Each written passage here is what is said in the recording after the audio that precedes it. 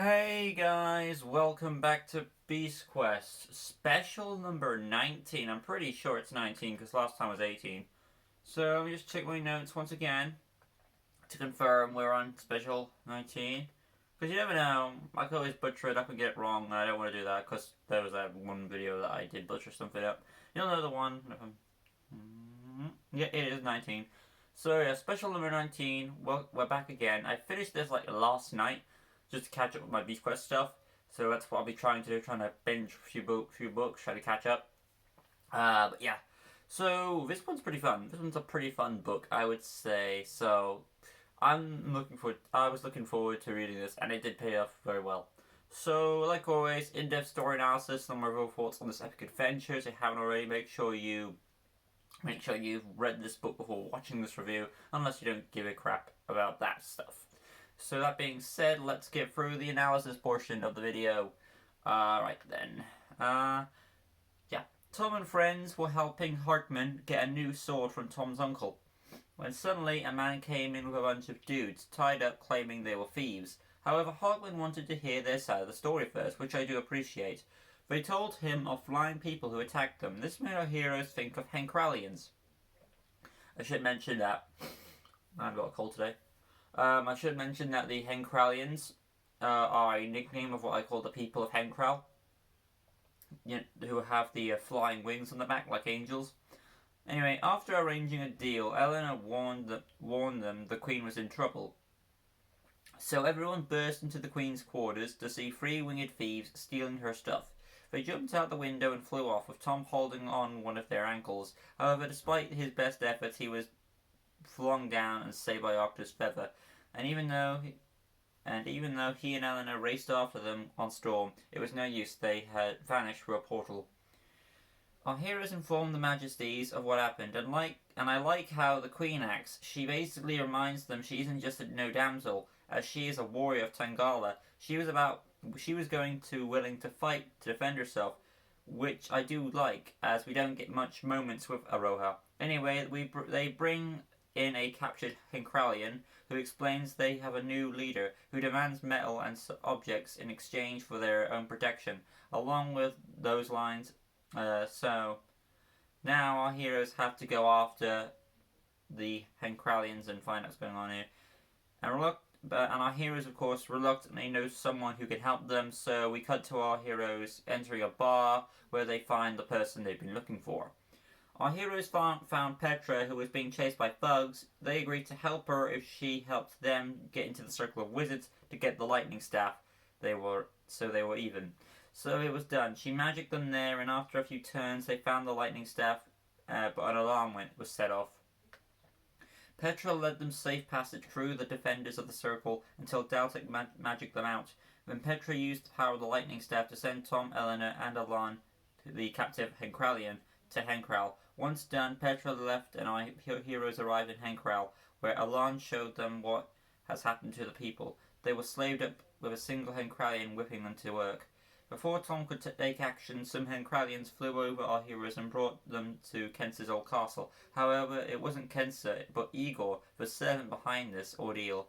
He was tasked to take charge while his mistress was away. He hoped to impress her by gathering all the metal he needed to make his very own beast, which he hoped would please Kensa, and now it was about to wake up. So after taking Tom's blood as a power source, the new beast Kyrax awoke, and he didn't want to follow Igor on Tom's orders. He didn't want to follow. I'll take that back. He didn't want to follow Tom or Igor's orders. Basically, he began to rebel and take down Igor's troops. Our heroes tried to stop him. However, it was revealed projectile weapons could be shot back from Kyrax, and as for melee weapons, melee weapons made of metal. They only increased his power. Then Kyrax grabbed Tom, absorbing the golden armor from within him. It seemed he had the looks remade, but was the powers taken too? Kyrax ransacked the place, leaving our heroes powerless to stop his escape. He sprouted wings and flew off. Tom and Eleanor saved Igor and demanded he help them. He told them how to defeat this beast. However, he didn't seem to have an answer and requested they run. But Tom forced Igor to help, as it was their responsibility to stop this being. Um, Before leaving, our new team rallied the animals and rallied the animals out of the castle, and then they followed Kyrax through a portal back to Avantia. While Igor and Eleanor warned the king, while Igor and Eleanor warned the king, Tom would do his best against Kyrax to buy his allies time. In the fight, it was revealed that Kyrax could create stabbing weapons from his very arms, which put Tom on edge. He was pinned down, ready to be killed. Now, I'm sure you guys are wondering, how could Kyrax wield the golden armor powers? You have to be pure soul. Well, I think it's justified here, as Kyrax has Tom's blood. But later we learn, I don't think he actually uses the powers of the golden armor, which is a shame, because he has it. He's got Tom's blood for justification for using it, so he should be able to use its powers, but he doesn't in the book, I don't think. Pretty sure he doesn't. Tom was saved by Tagus, and it was revealed that beast weapons could harm Kyrax. However, despite the small victory, it was enough to stop Kyrax. It wasn't enough to stop Kyrax, as he pushed back Tagus and flew off to the castle. Tom thanked Tagus and called for his flying stallion to go after Kyrax. However, the beast has made it. The soldiers tried their best, blasting him with fire, which was revealed to be his weakness. However, they used metal chains, which is where Kyrax took control of the fight once again. Now, what was Tom gonna do? Tom called on Furno to use the fire weakness against Kyrax. It worked well, but Furno did take a few hits, and of course, we see Kyrax can reform his damaged wings. The battle continued, and Eleanor told Tom that Igor told her they had to get the figurine. They had to get the figurine. So Tom spied a fragment of Kyrax, asking Ella to take this to Henry to forge him a beast sword his size, so he could use it to fight against Kyrax. This defeat made Kyrax mad and wants Tom dead, basically. So Kyrax gets mad and wants Tom dead. Furno advanced, protecting Tom and allowed him to go and help make his new sword while he bided them some time. So Tom joined his allies to help speed up production on the sword. However, Furno was getting weaker. Tom asked Hartman to evacuate the city, while he would have to take the sword as it currently is, hoping it would be enough. He ordered his uncle and Eleanor to leave. Eleanor was reluctant to do so, but she respected Tom's decision, and she left with him. Kyrax had defeated Furno. Tom ran to the Fire Dragon's rescue, but luckily a mysterious soldier gave Tom some more time. They tried to bang the beast to death with a mallet, but the soldier got slapped away by Kyrax for their trouble. So Tom had enough plunging. Tom had enough plunging his new sword into the beast's chest, which impaled the figurine, causing all the weapons and items to fall to the ground, along with the golden armor. As for Kyrax, he faded away along with the beast sword. Tom went to help the soldier, who was revealed to be Eleanor. She didn't want to leave her friend. Tom tried to save her, but it didn't seem to work. Then he had to take in account Furno, who was also injured. So Tom picked up Eleanor and ran. Tom took Eleanor to the infirmary. I'm assuming more time has passed, and Tom healed Furno when he placed Eleanor on that bed. Eleanor was anyway, she was still out. Petra, of all people, actually shared Tom's grief, and because of that moment, it made me realize this, to me, was the book that is where Petra is truly revealed. She cares for our heroes because she's at Tom's side. Like, if she didn't care, she would not be there by his bedside. Like, oh, your friend is hurt. I feel sorry. So this, to me, is where Petra's change is revealed properly. Moving on now. Let's see where I'm at now. And of course, Eleanor awakes. Big surprise. Petra had to flee as the Circle of Wizards were after her for stealing the Lightning Staff event. For that Lightning Staff event. One wonders why they didn't recognize Tom and Eleanor when they were there, but whatever. Everything was safe until the next time, and yes, Igor was locked up as well. But yeah, there is my analysis on Kyrax, the Metal Warrior. Again, it surprises me that most of these specials are like the best book for certain characters. Like I said, Skolo was the best book for Sanpeo. I forgot which book I said was the best for Kensa, but it was one of them. I forgot. It might have been one of them. I forgot which one it was. But this one's the best for Petra's the character arc, I would say.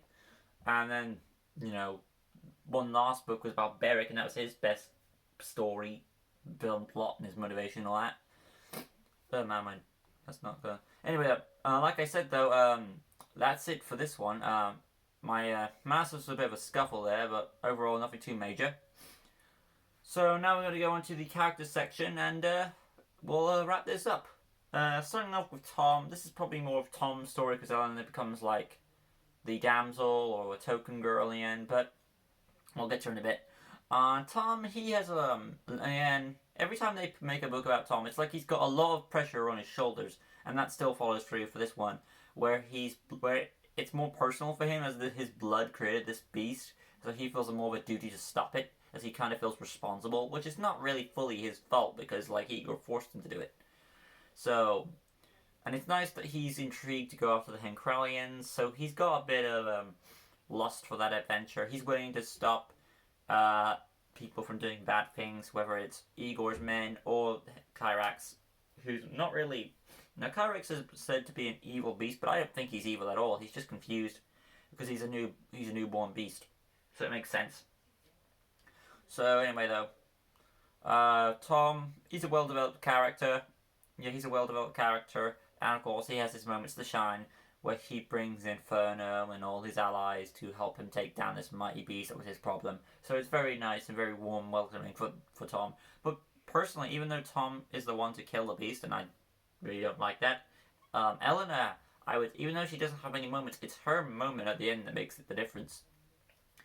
So she's the one who's more reluctant against trusting Petra, most of the stories, that follows through here. She then, her next act is helping encourage Tom that he can still do it without his golden armor powers. Like every other time Tom loses his powers. Then, of course, her next highlight is where she, around that, helping the animals escape with Tom in there. And then, of course, you've got the part where she forces Igor to help and stuff like that. You've got a lot of good moments in there. Also, along with the part with the castle where she's like, she's giving Tom advice, like, you two go, take care of this problem, I'll deal with this. So Tom is, going back to Tom, he's willing to sacrifice himself even though he's got a disadvantage. He's willing to give them time, which is what comes back later, where, waiting to the final moment in a bit. Like I said, Eleanor goes and helps forge the sword, and at the final moment that we're coming to now, even though she doesn't know, she was told to leave. She was told to leave the city. There's no chance. Only one person can with the sword. There's no point you staying. But despite all that, she was willing to sacrifice herself just to buy Tom an extra bit of more time, just to make a difference, just to try and help. She knew she couldn't do anything, but she was willing to try, and that's what made it worth it. That's awesome. So yeah, Petra is up next again.